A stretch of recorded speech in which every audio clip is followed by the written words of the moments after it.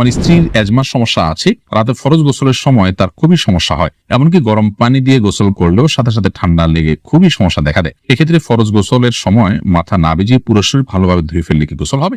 ফরজ গোসল রাতে না করে ফজর নামাজের আগে ফরজ গোসল করে নামাজ পড়লে নামাজ হবে কিনা? আমরা যারা ব্যবসা করি তারা অনেক সময় একই জিনিস ভিন্ন ভিন্ন মানুষের কাছে ভিন্ন ভিন্ন দামে বিক্রি করে দিই, কোনো সমস্যা আছে কিনা? রাস্তায় কোনো টাকা পেলে কি করা উচিত? বিয়ের দেনমোহর দিয়ে পরে বিপদের কথা বলে নিয়ে যাওয়া কি ইসলাম কি বলে? মৃত্যুর পর হিসাব নিকাশের পর কি জান্নাতে বাবা মার সাথে দেখা হবে আর দুনিয়া কোনো কথা মনে থাকবে? সৌন্দর্যের জন্য যদি নখ রাখি তাহলে কি নামাজ হবে? নামাজে হাঁচি দিলে কি নামাজ হবে? সংসারে শান্তি বজায় রাখার জন্য স্বামীর সাথে যদি দুই একটি মিথ্যা বলি তাতে কি গুনাহ হবে? ওযু করার সময় আমরা আমাদের শরীরে যে অংশগুলো ধৌত করি সেই অংশগুলো 3 বার অধিক ধৌত করা যাবে কিনা? চলুন এরপরে আপনাদের প্রশ্ন উত্তরের যে আলোকিত ভবন আমরা সেখানে প্রবেশ করি।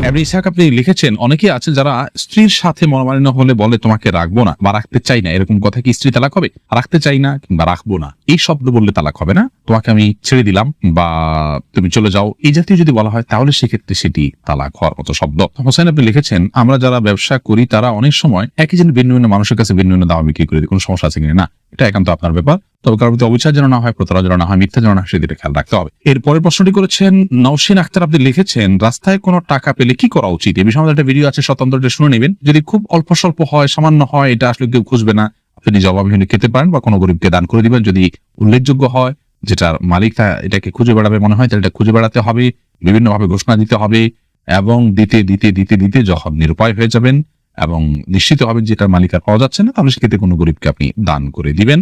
আর নিজে যদি অভাবী হন, অভাবগ্রস্ত হন, হকদার হন খাওয়ার, তাহলে নিজে খেতে পারেন। ফারজানা মিলি আপনি লিখেছেন, রঙিন বোরকা পড়লে গুনাহ হবে কিনা? কোনো অসুবিধা নেই যদি সেটা এত বেশি চাকচিক্যকর না হয় যেটা অন্যের দৃষ্টিকে বরং বেশি আকৃষ্ট করে, এরকম না হলে জায়েজ আছে। জাকিয়া খান নাসরিন আপনি লিখেছেন, আমার ছোট বাচ্চা ঘুমিয়ে থাকা অবস্থায় যখন আজান হয় তখন আমার মনে আসে যে আজান তাড়াতাড়ি শেষ হয়ে যাক, এমন কথা মনে আসলে কি আমার গুনাহ হবে? না, এরকম কোনো গুনাহ হবে না, কারণ আপনি আপনার শিশুর ঘুমের দিকে তাকিয়ে চাচ্ছেন যে আজানটা অল্প সময় যেন শেষ হয়ে যাবে। আজানের প্রতি কোনো বিদেশ থেকে তার বলছেন না, আমাদের নিয়ে বিদায়, এর কারণে আপনার ইমান চলে যাবে বা গুনাহ হবে, এরকম না বিষয়টা। খাদিজা রহমান আপনি লিখেছেন, বিয়ের দেনমোহর দিয়ে পরে বিপদের কথা বলে নিয়ে যাওয়া কি ইসলাম কি বলে? দেনমোহর দিয়ে বিপদের কথা বলে নিয়ে যাওয়া মানে বিপদ ছাড়া যদি আপনাকে প্রতারণা করে মিথ্যা কথা বলে নেওয়া হয় তাহলে তো প্রতারণা, একটা হারাম কবিরা গুনাহ। আর যদি সত্যি তার বিপদ হয়ে থাকে এবং সেক্ষেত্রে সে আপনার কাছে চায়, তো শরীয়ত আপনাকে দিতে বাধ্য করেনি। যদি আপনি না দিলে সংসারে অশান্তি হবে এবং বোঝাপড়ার গরমিল হবে এবং সমস্যা তৈরি হবে, সেই জায়গা থেকে বাধ্য হয়ে আপনি দিয়েছেন, তাহলে সিম ক্রিয়েট করেছে তারা, আপনাকে একরকম পরিস্থিতির শিকার করে আপনার থেকে নিয়েছে, এরকম যদি হয় তাহলে সেটা অন্যায় কাজ তারা করেছে। এর জন্য তারা আল্লাহর কাছে জবাবদিহি করতে হবে, বান্দার হক নষ্ট করার কারণে তারা অপরাধী হবে, আপনার তো এখানে আর কোনো দায় থাকছে না। শারমিন আক্তার লিখেছেন, আমি কিছুদিন আগে একটা গাড়িতে করে বাড়ি যাচ্ছিলাম, আমার কাছে খুচরা টাকা না থাকা আমি ওনাকে টাকা দিতে পারিনি, পরে ওনাকে অনেক খুঁজেছি কিন্তু পাইনি, আমাকে আমি কি করতে পারি? তার পক্ষ থেকে দান করে দিবেন ওটা। লাকি মীর আপনি লিখেছেন, মৃত্যুর পর হিসাব নিকাশের পর কি জান্নাতে বাবা মার সাথে দেখা হবে আর দুনিয়া কোনো কথা মনে থাকবে? আলমুল গায়েবের বিষয়ে দুনিয়ার কোনো কথা, দুনিয়ার অনেক কিছু মনে থাকবে না, হাদিস থেকে বোঝা যায়, কিন্তু সবকিছু যে মনে থাকবে সেটা হাদিস থেকে বোঝা যায় না, আল্লাহু আলাম। আর হিসাব নিকাশের পর বা আমার সাথে সাক্ষাৎ হতে পারে, বিশেষ করে যদি জান্নাতি হয় তাহলে তো অবশ্যই সাক্ষাৎ হবে। এইচএম আবু রায়হান লিখেছেন, আমি খারাপ কাজ থেকে দূরে সরে যেতে চাই কিন্তু পারছি না, এখন আমার করণীয় কি? পরিবেশ থেকে দূরে সরবেন, খারাপের পরিবেশ থেকে দূরে সরবেন, ভালো মানুষের সংস্রবে থাকবেন, আল্লাহর কাছে দোয়া করবেন, ইনশাআল্লাহ আল্লাহ তাআলা সহজ করবেন। সুবরিন আপনি লিখেছেন, সৌন্দর্যের জন্য যদি নখ রাখি তাহলে কি নামাজ হবে? আর কয়দিনের বেশি নখ রাখা জায়েজ নাই?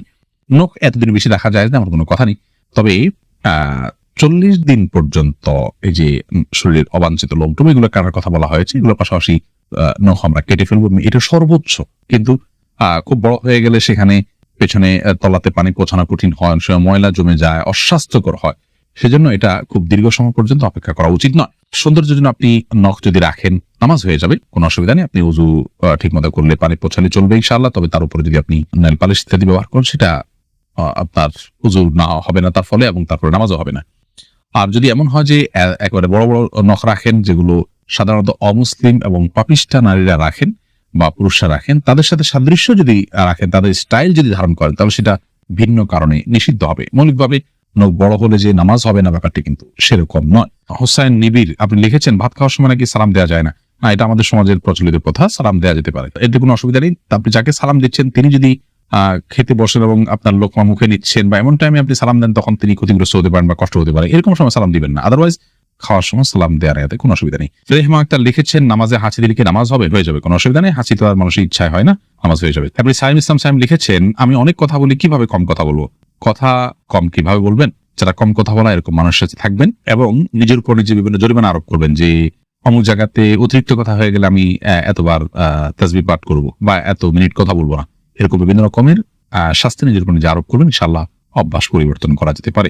আশরাফুল আলম আয়ান আপনি লিখেছেন, আমি নিয়মিত আপনার ভিডিও দেখে আমার স্ত্রী নিয়মিত সালাত আদায় করেন, সূরা কেরাত পাঠ করে থাকেন, পর্দাও করে চলেন, কিন্তু আমার স্ত্রীর একটা অভ্যাস হলো তিনি নিয়মিত ইন্ডিয়ান সিরিয়ালগুলোর রোমান্টিক দৃশ্যগুলো দেখেন, এতে তার গুনাহ হবে কি? আল্লাহ রাব্বুল আলামিন আমাদেরকে নির্দেশ করেছেন উদখুলু ফিস সিলমি কাফরা, তোমরা ইসলামে পরিপূর্ণভাবে দাখিল হও। আল্লাহ তাআলা আরো বলেছেন ইয়া আইয়ুহাল্লাযীনা আমানু তাকুল্লাহা হাক্কা তুকাতিহি ওয়া লা তামুতুন্না ইল্লা ওয়া আনতুম মুসলিমুন, হে ঈমানদারগণ তোমরা আল্লাহকে ভয় করো হক আদায় করে ভয় করার মতো, এবং মুসলিম না হয়ে আল্লাহর কাছে পরিপূর্ণ আত্মসমর্পণকারী না হয়ে তোমরা মৃত্যুবরণ করো না। সূরা আল ইমরানের 102 নম্বর আয়াত। এটি এই আয়াত দ্বারা বোঝা গেল যে আমাদের বোন তিনি সালাত আদায় করছেন, নিয়মিত ইসলামিক কন্টেন্ট গুলো দেখেন, ভালো কাজ করার চেষ্টা করেন, তিনি আলহামদুলিল্লাহ ইসলামে আছেন, ইসলাম মানার চেষ্টা করছেন, কিন্তু আল্লাহ তাআলা নির্দেশ করছেন আল্লাহকে পুরোপুরি ভয় করার জন্য, ইসলামে পরিপূর্ণ দাখিল হওয়ার জন্য। বিধায় সেটা আমাদের করা উচিত। নবী করিম সাল্লাল্লাহু আলাইহি ওয়াসাল্লাম বলেছেন ইত্তাকিল মুহারিমা তাকুনু আবাদান নাস, তুমি হারাম কাজ থেকে বেঁচে থাকো, তুমি সবচেয়ে বড় ইবাদত গুজার হবে। ইতিবাচক ভালো কাজ যেমন জিকির, আজকার, তাসবিহ, তেলাওয়াত আমরা করছি, এগুলোর পাশাপাশি যখন আমরা হারাম কাজ থেকে বেঁচে থাকবো তখনই আমরা প্রকৃত অর্থে এবং সবচেয়ে বড় আবেদন হতে পারবো আল্লাহ রাব্বুল আলামিনের কাছে। আমাদের সে বোনকে আমরা এই লাইভের মাধ্যমে আবেদন জানাচ্ছি যে সমস্ত ফিল্মের আপনার ক্লিপগুলো দেখে থাকেন, রোমান্টিক কোনো দৃশ্য দেখে থাকেন, সেগুলো দেখা আমাদের জন্য হারাম, এবং সেগুলোতে মিউজিক্যাল ইনস্ট্রুমেন্টের ব্যবহার ছাড়াও আপনার এমন দৃশ্যগুলো থাকে যেগুলো পুরুষ নারী কারোর জন্য দেখা যায় থাকে না, যার কারণে আপনার এগুলো দেখা থেকে আমাদের বিরত থাকা উচিত। আমরা অনেকে এগুলোকে হারাম মনে করি না, অপরাধ মনে করি না। আল্লাহ তাআলা তৌফিক দান করুন আমাদেরকে বেঁচে থাকার সকল হারাম থেকে এবং সকল গুনাহের কাছ থেকে। এমনি তামিম আপনি লিখেছেন ওযু করার সময় আমরা আমাদের শরীরে যে অংশগুলো ধৌত করি সেই অংশগুলো 3 বার অধিক ধৌত করা যাবে কিনা? না, 3 বার অধিক ধৌত করাটা হলো পানির অপচয় করা এবং সময়ের অপচয় করা। শয়তানের সময় আমাদের মধ্যে ওয়াসওয়াসা ঢুকায় দেয়, সূচিবায়ু তৈরি করে, যার কারণে আমরা অনেকে মনে করি শুকনা থাকলো কিনা। ভালো করে ডলে 3 বার ধুলে এরপর আর শুকনা থাকবে না, এটা নিয়ে আর আমাদের দুশ্চিন্তা করার কোনো প্রয়োজন নাই এবং অতিরিক্ত পানি অপচয় করা উচিত নয়। নাফিস কিবরি আপনি লিখেছেন আমার কাছে ব্যাংকের সুদের কিছু টাকা আছে, এখন এই টাকা আমি কি করতে পারি? যদি সুদের টাকা চলে আসে তাহলে সেক্ষেত্রে আপনি এটা গরিব দুঃখীদেরকে দান করে দিবেন এবং সওয়াবের আশা করবেন না। সীমা আপনি লিখেছেন সংসারে শান্তি বজায় রাখার জন্য স্বামীর সাথে যদি 2-1টি মিথ্যা বলি তাতে কি গুনাহ হবে? শান্তি বজায় রাখার জন্য যদি একটু কথাকে ঘুরিয়ে বলেন সেটা জায়েজ আছে, এবং বিশেষ করে মর্মায়না দূর করার জন্য বা দুজনের মধ্যকার ঝগড়াঝাটি কমানোর জন্য যদি এরকম আপনার একটু ঘুরিয়ে বলা হয় সেরকম কথা বলা জায়েজ আছে। মুক্তা আখতার লিখেছেন ফরজ গোসল রাতে না করে ফজর নামাজের আগে ফরজ গোসল করে নামাজ হবে কিনা, আর রাতে ওযু করে পবিত্র হয়ে ঘুমালে গুনাহ হবে কিনা? না, কোনো গুনাহ হবে না, এরকম করা যেতে পারে, তবে ফজর নামাজের আগে গোসল করতে হবে। সামিউর রহমান আপনি লিখেছেন আমার স্ত্রীর এজমার সমস্যা আছে, রাতে ফরজ গোসলের সময় তার খুবই সমস্যা হয়, এমনকি গরম পানি দিয়ে গোসল করলেও সাথে সাথে ঠান্ডা লেগে খুবই সমস্যা দেখা দেয়। এক্ষেত্রে ফরজ গোসলের সময় মাথা না ভিজিয়ে পুরো শরীর ভালোভাবে ধুয়ে ফেললে কি গোসল হবে?